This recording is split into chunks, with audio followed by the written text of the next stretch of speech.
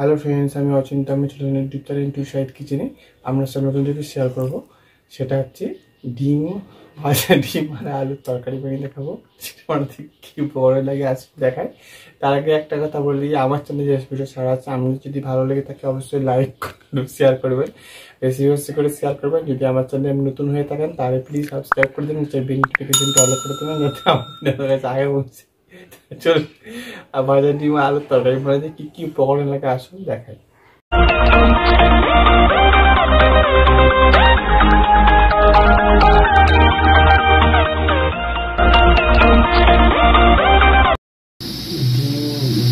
ভাজা ডিম দিয়ে আলুর তরকারি রেসিপিটা বানাতে কি কি উপকরণ লাগে আসুন দেখায়। তারপরে একটা কথা বলে দিই, ভিডিওটা প্রথম থেকে শেষ অবধি দেখার অনুরোধ রইল। তার জন্য রেসিপিটা শুরু করি। এখানে আমি 4টে বড় বড় সাইজের আলু এবং লম্বা লম্বা করে কেটে নিয়েছি।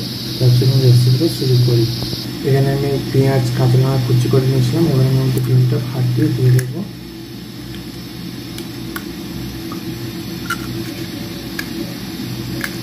এভাবে আমি আরও 2টো ডিম ফাটিয়ে নেব।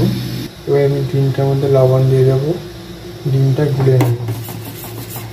গ্যাসটা তাহলে কড়াটা বসিয়ে দিয়েছি, কড়াটা গরম হয়েছে, এর মধ্যে তেল দিয়ে দেবো। তেলটা গরম হয়েছে, এর মধ্যে ডিমটা যে ফেটিয়ে রেখেছিলাম সেটা দিয়ে দেবো। বেটারটা ডিমটা আমি দিয়ে দিচ্ছি। এবার আমি উল্টে ভালো করে ভেজে নেব।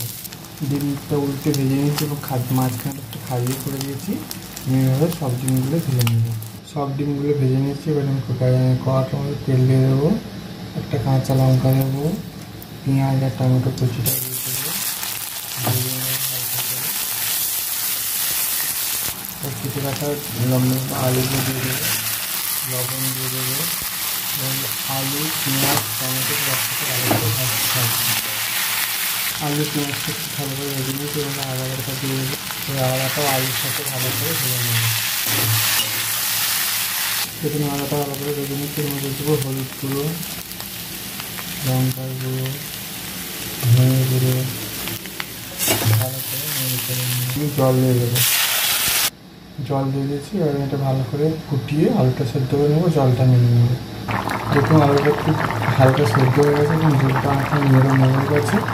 এর মধ্যে আমি এবার দিয়ে দেবো ডিম ভাজাগুলো। দেখুন আমার আলু দিয়ে ডিমের তরকারি রেসিপিটা হয়ে গেছে, এটা আমি নামিয়ে নেব। দেখুন আমার ভাজা ডিম আলু দিয়ে তরকারি রেসিপিটা রেডি হয়ে গেছে। এই রেসিপিটা আমাদের ভালো লেগে থাকে অবশ্যই লাইক কমেন্ট শেয়ার করবেন, বেশি করে শেয়ার করবেন। আর প্লিজ সাবস্ক্রাইব করুন, আমাদের পাশে থাকবেন। চলুন তা দেখা হচ্ছে নেক্সট ভিডিও। এরকম নিত্য নতুন ভিডিও পাওয়ার জন্য আমাদের চ্যানেলটাকে অবশ্যই সাবস্ক্রাইব করুন, আমাদের পাশে থাকবেন। চলুন তা দেখা হচ্ছে নেক্সট ভিডিওতে।